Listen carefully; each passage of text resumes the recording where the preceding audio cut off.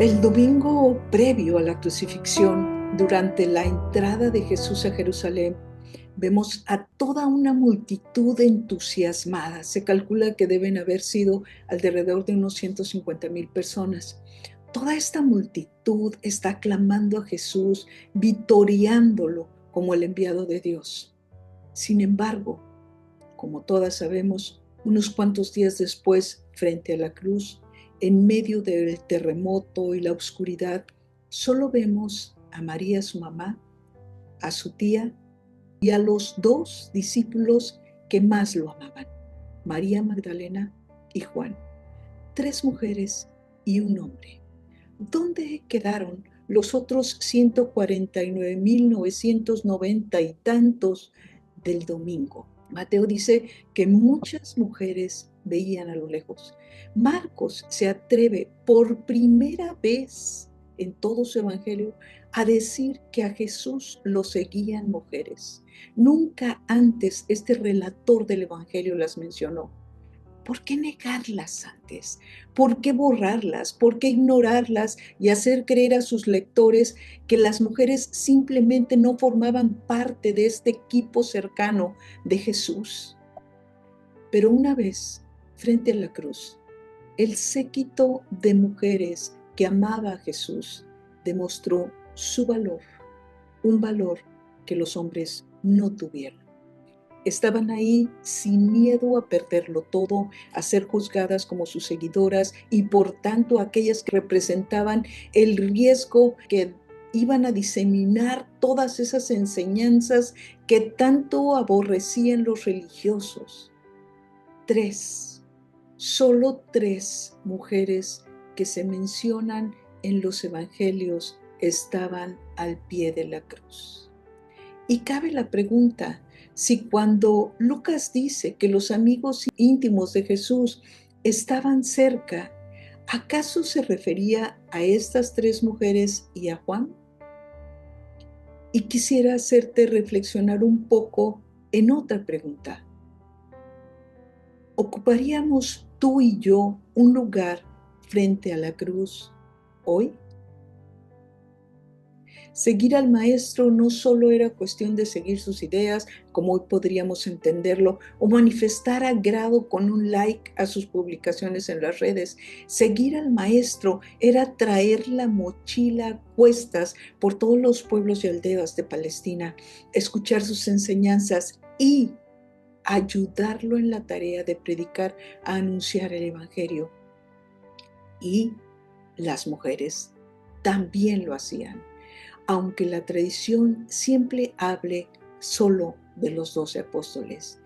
¿Qué sería para esas mujeres avanzar frente a todos, con todas las inseguridades impuestas por la cultura, con todas las críticas, las burlas y el menosprecio de quienes pudieran tacharlas de todo por andar con un grupo de hombres bastante extraños? ¿Y qué significaba la sorprendente osadía de aquel insólito maestro que contaba con tantas mujeres como hombres en el grupo itinerante de sus discípulos? ¿Cómo era posible que un afamado maestro como él admitiera a personas tan disímbolas y sobre todo a mujeres a quienes la tradición judía no consideraba capaces de estudiar las escrituras, ni mucho menos de servir a Dios? ¿Cuántas respuestas tuvo que dar Jesús durante sus 3 años de ministerio? ¿Cuántas veces tuvo que defender a las mujeres que lo acompañaban? ¿Cuántas veces los mismos discípulos varones le crearían problemas en este sentido? Este era un asunto sumamente atípico y escandaloso. Estas mujeres estaban teniendo la inmensa distinción de marcar la historia de la humanidad al lado del Maestro. Lo sorprendente es que seguramente eran mujeres comunes como tú o yo, pero mujeres valientes, a quienes no detenían las críticas, el menosprecio o su autoestima lastimada. Mujeres dispuestas a darlo todo por aquel que les había dado sentido, valor y la vida plena que nunca habían experimentado antes. Y una vez más, frente a la cruz, no retrocedieron ni se hicieron a un lado. Estaban ahí clavadas con Cristo, muriendo a sí mismas para que ahora Él viviera. Pero de todas esas seguidoras, solo 3 tuvieron el arrojo de abrazar la cruz y bañarla con sus lágrimas. ¿Dónde estaban los hombres? Solo quedó Juan. ¿Dónde estaríamos tú y yo en aquella escena? Escondidas con el resto de los supuestamente seguidores o de aquellos que habían creído en él, con las mujeres que observaban de lejos o al lado de María frente a la cruz. ¿Qué estaría pasando por la mente de María la mamá? Desde que quedó embarazada vivió momentos más que gloriosos y situaciones por demás complejas y dolorosas. Y aquí está, ante la culminación de todo lo que escuchó de parte de aquel ángel, ante todo lo que escuchó de parte de Jesús y delante de todo lo que Dios le reveló personalmente. Pero, ¿lo entendía? Tal vez entendía el poder y la paz con la que operaba Jesús, pero ¿entendía por qué tanto dolor, tanta humillación y sufrimiento? Seguramente no. Como seguramente a ti y a mí nos cuesta trabajo entender por qué las cosas que esperamos de parte de Dios no se cumplen de acuerdo a nuestro razonamiento o parámetros. María estaba ahí sola con su cuñada y la discípula que más amó a Jesús. Todo indicaba que José había muerto unos años atrás, pero ¿dónde estaban los hermanos de Jesús? Santiago, José, Judas, Simón y sus hermanas mujeres. ¿Dónde estaban los otros discípulos varones a quienes les invirtió tanto tiempo? ¿Dónde estaban todos los que recibieron un milagro de parte de Él? ¿Dónde estaríamos tú y yo? Incomprensible para nosotras, tal vez incomprensible para las mujeres que observaban de lejos, indudablemente mucho más incomprensible para María. Pero gracias a ese momento incomprensible, hoy tú y yo gozamos del perdón absoluto de todos nuestros desatinos delante de Dios con solo decir gracias. En aquel instante, cuando Jesús está muriendo, ve aquella escena, entiende todo lo que está pasando por la mente y el corazón de su madre y ve entre todos los miles de seguidores que solo quedó un varón y le dice: apreciada mujer, mamá, ahí tienes a tu hijo. Y le dice al discípulo: ahí tienes a tu madre. Y dice el texto que a partir de entonces ese discípulo se la llevó a vivir a su casa. Y vuelvo a preguntar, ¿dónde estaban los hermanos? ¿Dónde estaba el resto de aquellos que habían ofrendado o habían ofrecido seguir a Jesús en todas las circunstancias? María seguramente había disfrutado el incalculable gozo de ser la madre del Salvador y había sufrido muchas pérdidas por lo mismo.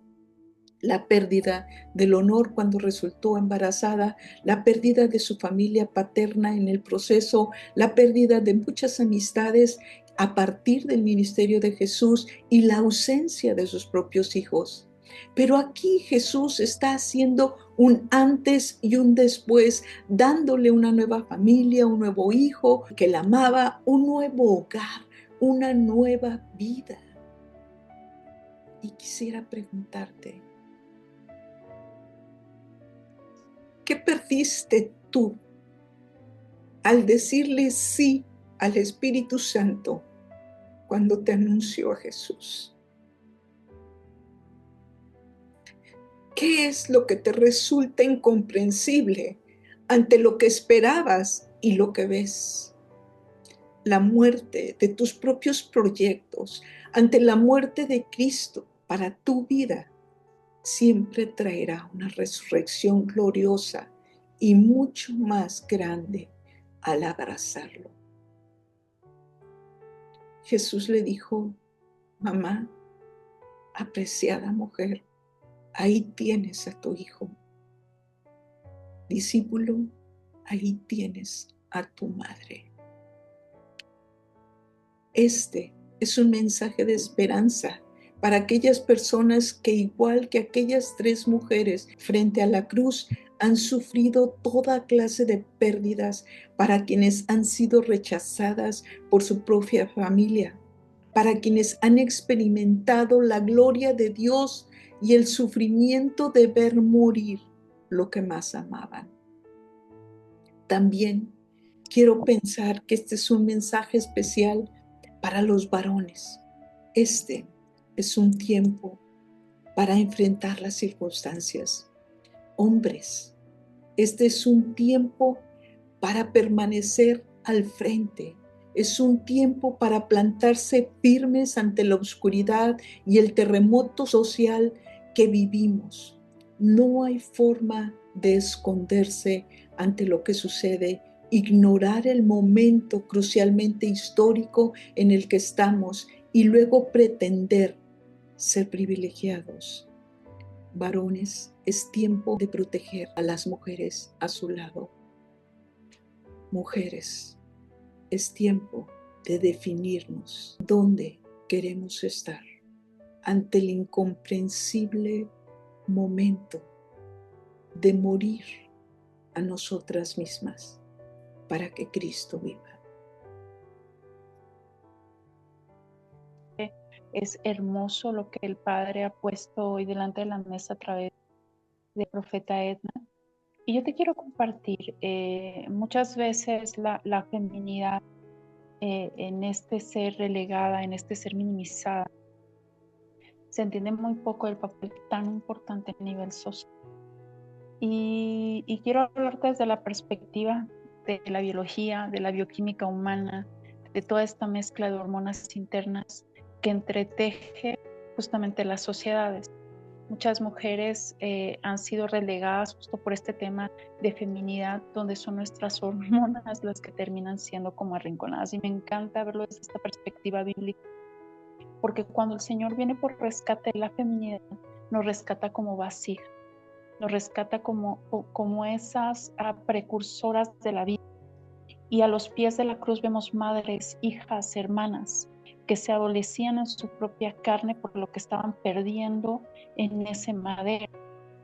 Y todas encarnando la maravillosa escena de la maternidad. Las mujeres que maternan sociedades, que maternan culturas, que maternan familias, que maternan sueños, que traen en su tejido toda esta capacidad y esta habilidad de poder dar a luz naciones. Se habla en las escrituras de aquellos padres de naciones, pero poco se habla de esas mujeres que en su cuerpo llevaron y gestaron cada uno de los cuerpos que luego formaron parte a las culturas, a las familias. Fueron ellas las que contaron la historia final, pero estuvieron ahí para contar el principio de los nuevos tiempos que venían después de la muerte de Jesucristo. Son las mujeres las que después de los hijos perdidos siguen buscando el remanso y aún los pedazos de aquellos que nacieron de su vientre, que siguen teniendo fe, que siguen aguardando la esperanza, que en esa bioquímica interna ninguna de nosotras dejamos por perdido, aunque solo quede un gramo de lo que teníamos en las manos. Seguimos creyendo en él. Y esa es parte del diseño divino. Esa fue una de las grandes asignaciones que entregó Dios en las manos de las mujeres. Una capacidad de una vasija que puede distenderse de tal tamaño que carga no solo un hijo, carga proyectos, carga sueños, y estas mujeres estaban cargando fe, estaban cargando esperanza, porque cada una de las palabras que salieron de la boca del amado para ellas fueron una verdad. Somos esas las que confían, las que creen, las que aguardan esperanza, las que saben esperar tras de la puerta, y que muchas veces poco se entiende la razón y el propósito de por qué el Señor nos puso una bioquímica tan hermosa, llena de estrógenos y de progesterona, de oxitocina, que son estas hormonas de las sociedades, precursoras de las sociedades, las cuidadoras de las generaciones, las que dentro de casa enseñan y escriben a los nuevos seres humanos y a las nuevas mujeres y a los nuevos hombres estas formas de vivir la vida desde el amor.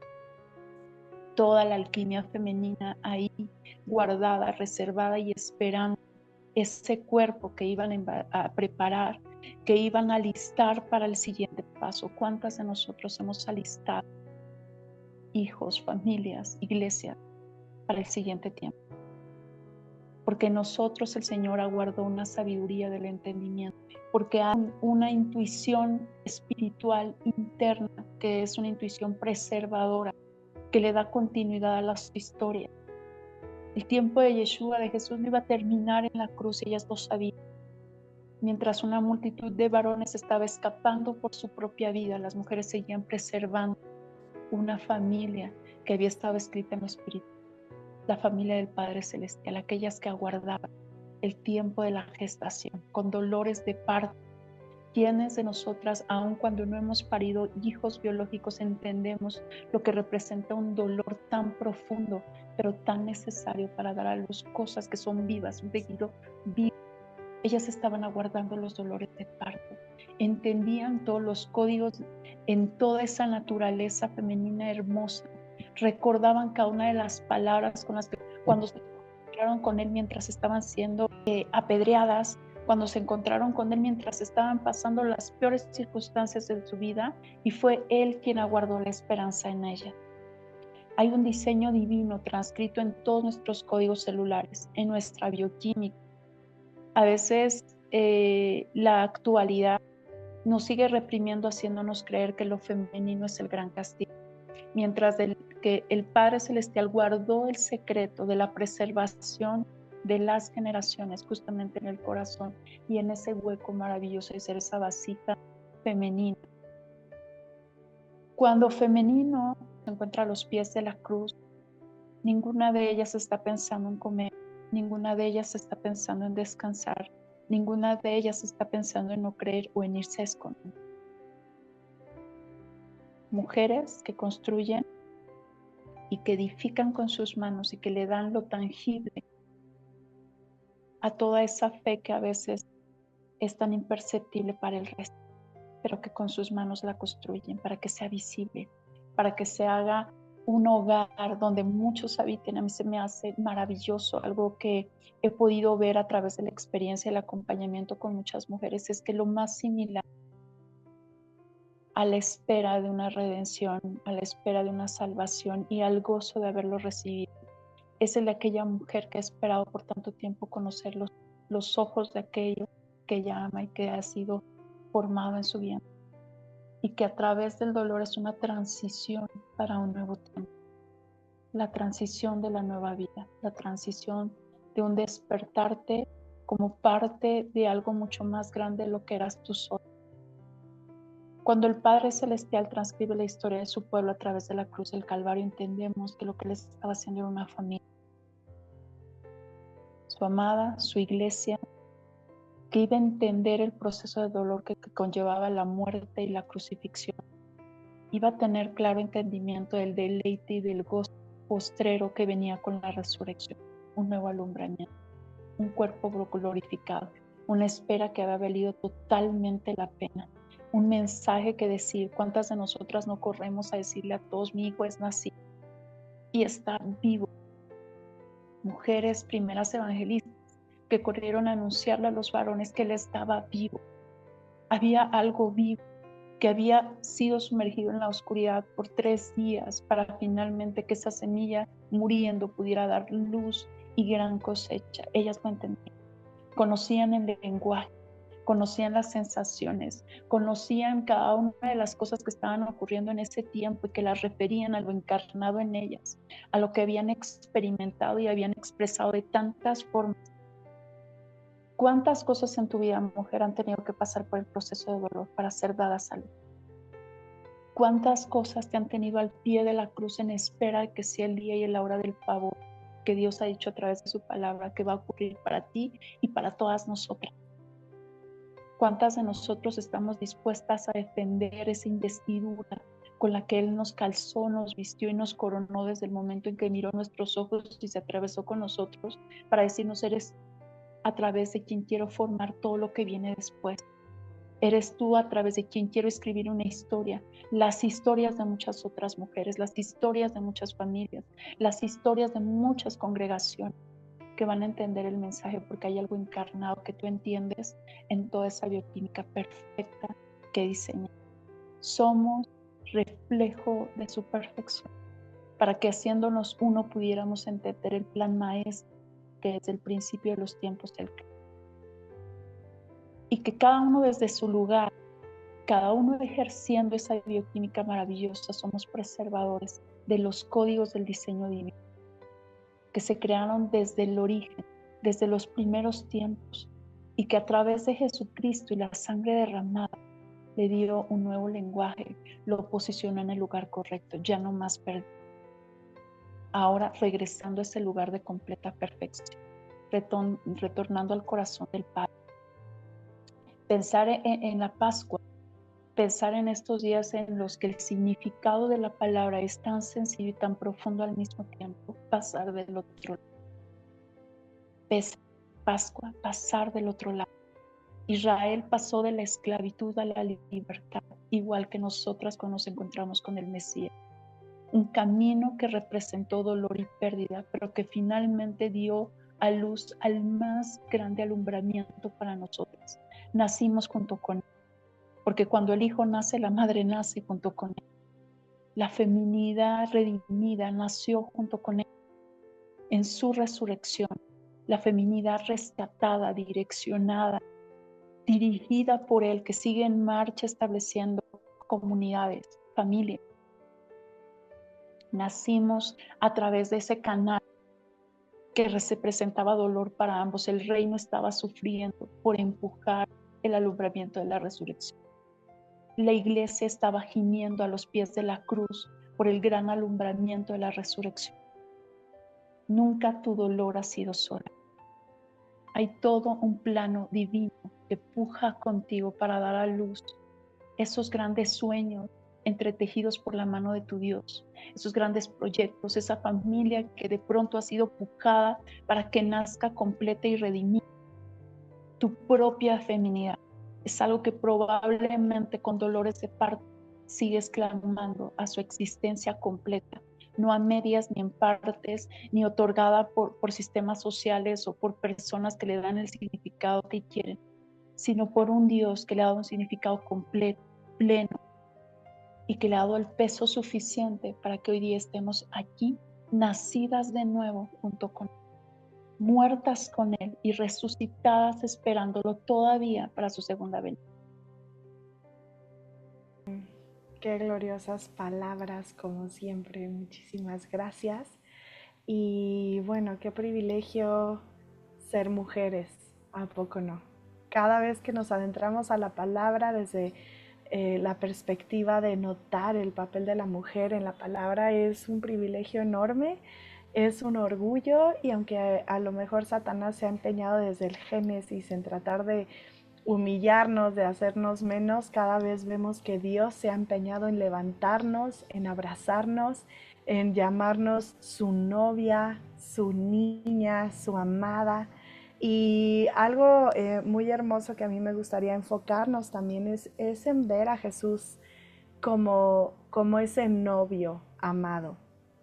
Lo que estaba sucediendo en la cruz no solamente era una cuestión política, no solamente era una cuestión social, no solamente era una cuestión eterna o divina, también era una cuestión humana. Yo no sé si las que estamos aquí, que hemos dedicado años al ministerio, alguna vez nos hemos enfrentado con la traición, si sabemos lo que eso duele, si sabemos lo que duele servir a alguien, darlo todo, estar ahí, amarlos, sacrificar lo nuestro por ellos, dedicarles todo nuestro corazón, dejen ustedes el dinero, el tiempo, el corazón, y que al final se vayan. Ese dolor no se cuenta con palabras. Ese dolor solo lo puede experimentar quien lo ha vivido. Y Jesús, en ese momento de a lo mejor heridas físicas, látigos, clavos y cosas que en todas las películas pintan tanta sangre, y seguramente fue terrible el dolor físico, pero si a eso le añadimos el dolor de la traición, no podemos ni siquiera imaginar lo que estaba sucediendo ahí. Estaba sucediendo algo catastrófico en lo espiritual, algo catastrófico en lo político, en lo social. En los ángeles, me imagino que estaban ahí, los demonios estaban ahí, Satanás estaba ahí, Dios estaba viendo, pero en el corazón de Jesús no solamente estaba ocurriendo el suceso más importante de toda la eternidad, sino que también era un corazón que estaba siendo roto en pedazos por sus amigos. ¿Y cómo te sobrepones a eso cuando tienes una misión grande que cumplir? ¿Cómo puedes poner a un lado tus sentimientos y decir, voy a seguir con la misión, a pesar de que me está doliendo hasta el alma que me apuñalaron mis propios amigos? ¿No? A mí se me hace muy impactante el pensar en las emociones de Jesús. Y quisiera pensar, que pensemos por un momento, ¿qué razones tenían los ausentes para haber faltado al momento? Podemos hablar de discípulos, de seguidores, de amigos, porque aparte, regularmente decimos, ¿dónde estaban los discípulos? Pero a Jesús se le juzgaba por ser amigo de borrachos, de prostitutas, de publicanos. ¿Dónde estaban ellos? O sea, no solamente Jesús arriesgó toda su reputación por esas chicas de la vida de la noche. ¿Dónde estaban ellas? Jesús arriesgó toda su reputación por ir a comer con los ricos, con los publicanos, con los traidores. O sea, ¿dónde estaban ellos? ¿Dónde estaba Zaqueo? ¿Dónde estaba Lázaro? Muchas veces pensamos en los 11 discípulos, pero ¿dónde estaban todos los demás también? ¿Dónde estaban Marta, María? ¿Dónde estaban, como dijo mi mamá, los hermanos carnales, o sea, los vecinos, los primos? ¿Dónde estaban todos? Cada uno de ellos que faltó era una herida para el corazón de Jesús. Una herida ante la cual él se tuvo que hacer el fuerte y levantarse. ¿Qué razones habrán tenido? Podría ser el miedo, podría ser el peligro, podría ser una cuestión política, podría ser la reputación, el qué dirán, los intereses personales, la comodidad o simplemente la apatía. ¿Qué razones ha tenido la gente que nos ha traicionado para traicionarnos? Ninguna que valga la pena. Seguramente hay muchas, pero ninguna que valga la pena. Seguramente los que no estuvieron ahí en la cruz tuvieron sus razones, pero ninguna que valiera la pena. Hay razones para fallar o faltar o dejar de hacer lo que Dios nos pide que hagamos. Sí, podemos tener muchos pretextos, muchas razones, muchas causas por las que hoy fui, hoy no llegué, hoy esto no lo puedo hacer. Nosotras mismas hemos faltado a la cruz.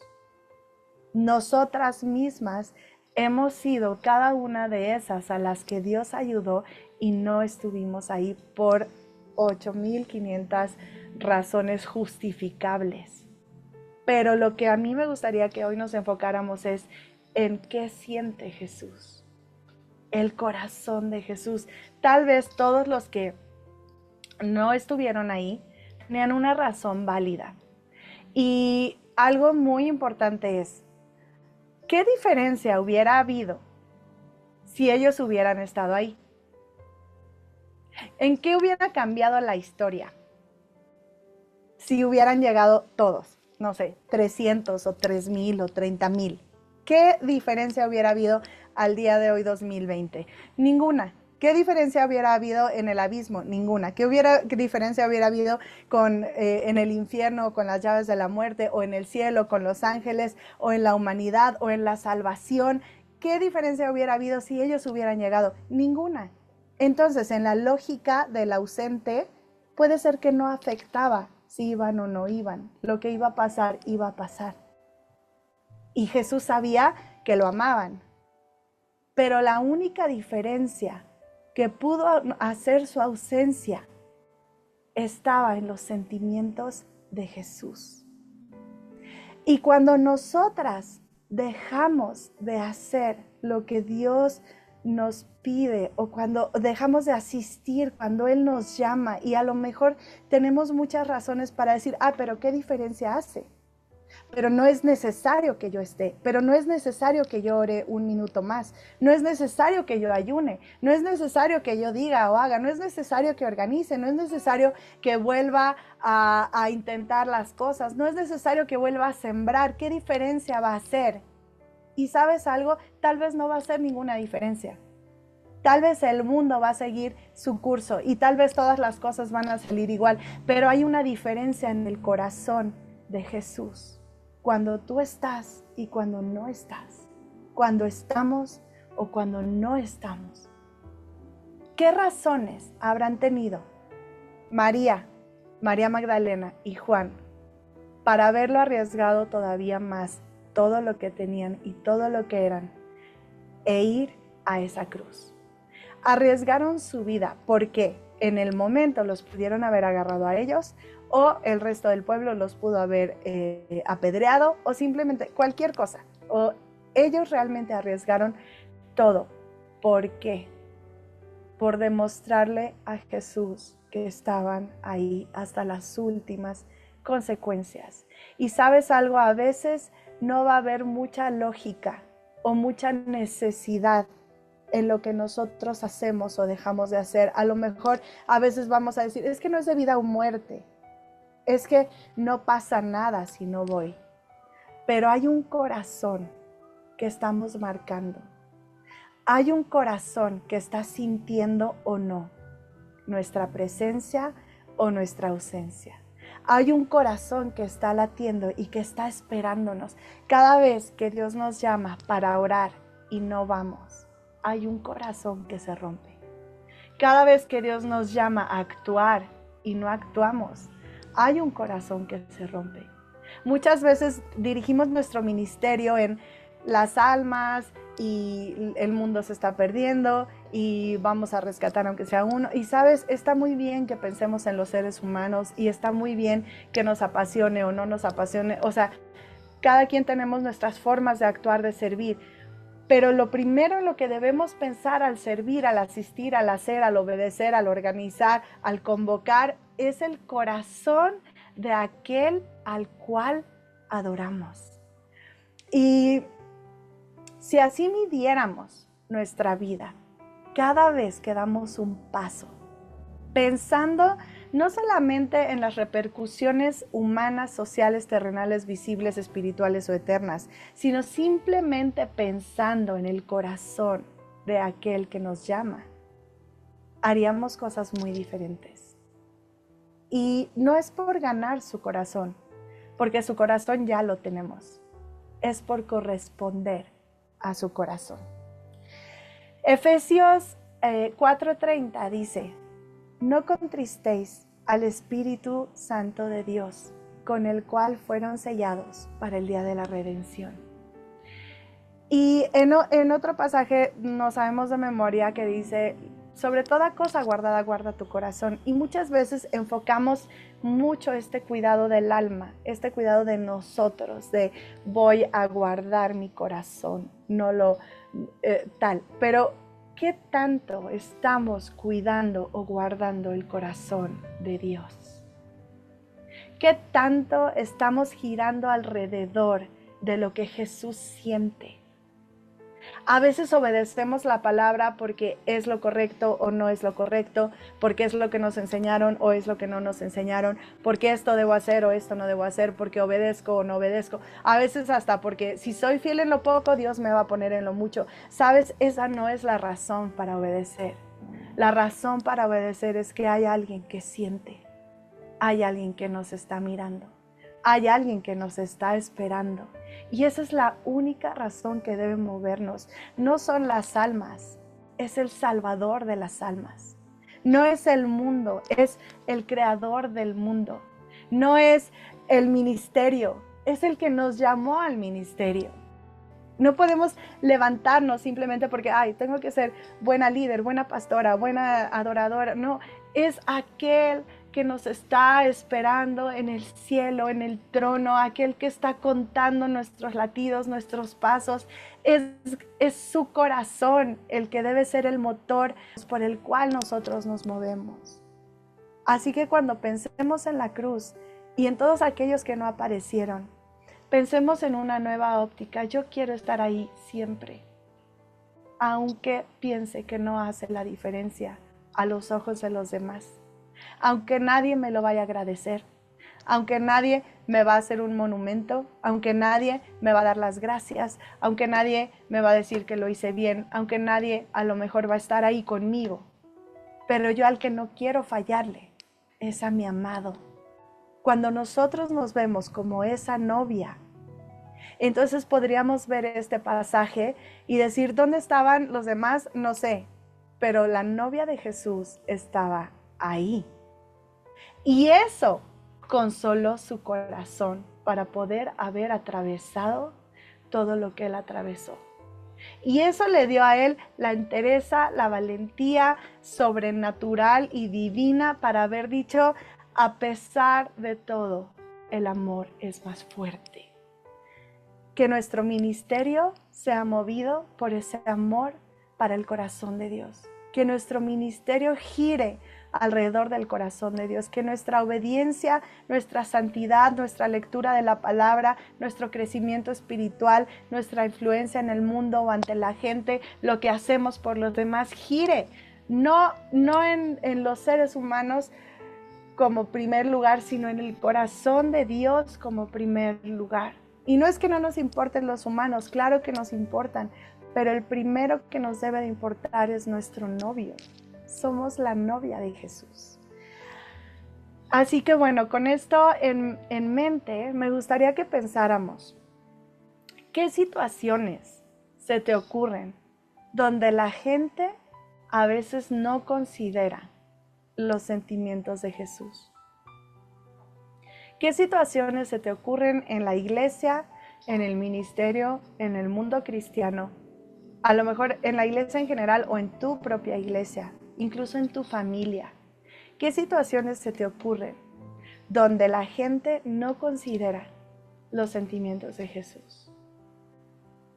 ¿Alguna vez has pensado que cada vez que es por los santos, tu novio está emocionado de ver qué vas a decir?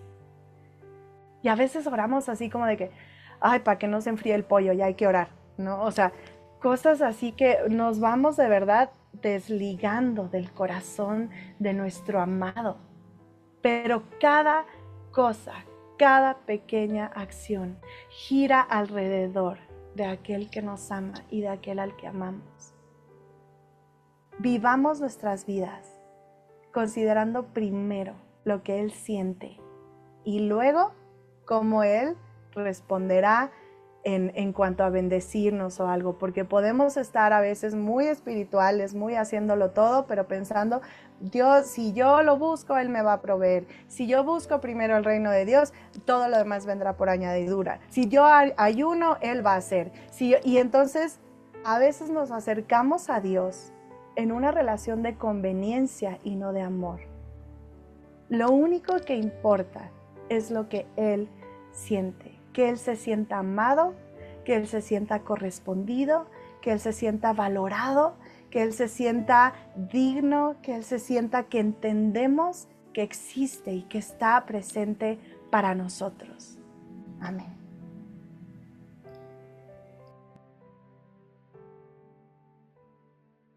Estamos aquí para amarte, Señor. Estamos aquí porque nos amas. Y no hay mejor lugar, Dios, que tu presencia. Jesús, ven, escucha nuestra canción, escucha nuestros corazones, escucha nuestros labios, nuestra voz.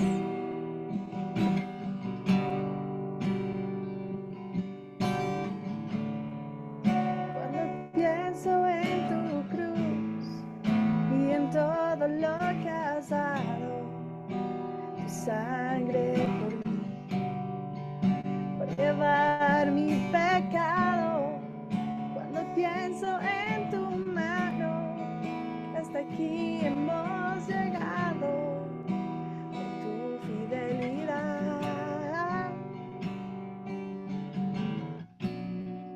No me quiero conformar,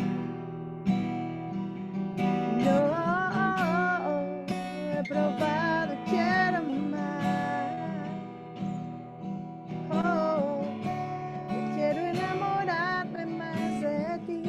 Enséñame a amarte y a vivir conforme a tu justicia y tu verdad. Con mi vida quiero adorar, con todo lo que tengo y lo que soy, todo lo que he sido te lo doy. Que mi vida sea para ti, como un perfume a tus pies. Oh, quiero ser para ti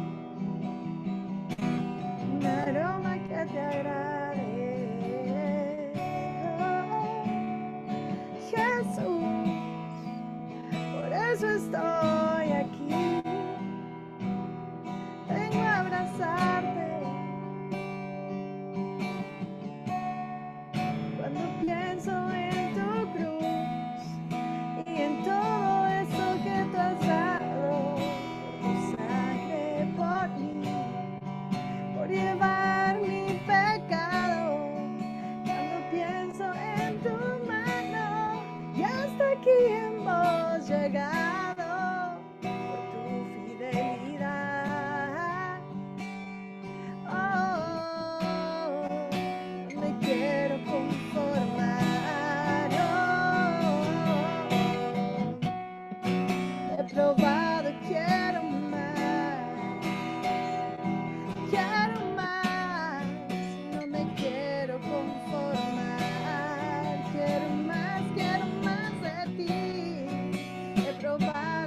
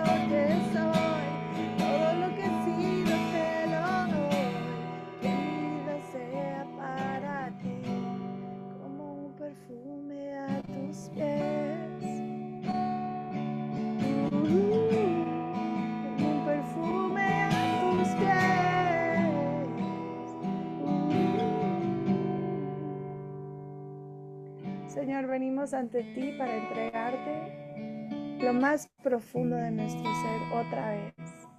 A lo mejor somos personas que nos dedicamos a hablar de ti, que nos dedicamos a tu obra, Señor, pero no queremos jamás olvidar nuestro primer amor. Queremos volver con esa inocencia, con esa sencillez que empezamos a emocionarnos porque estás aquí como si fuera la primera vez, porque cada vez es un milagro, porque cada día nuevo en que tú nos amas es un milagro y no podemos darlo por sentado, aunque tu palabra es eterna y tu amor es eterno, Señor, pero aún así cada día nos sorprende porque sigue estando ahí. Queremos venir a tus pies, Señor, a entregarnos otra vez, a conocerte otra vez, pero más y más y más. Llénanos de ti hoy.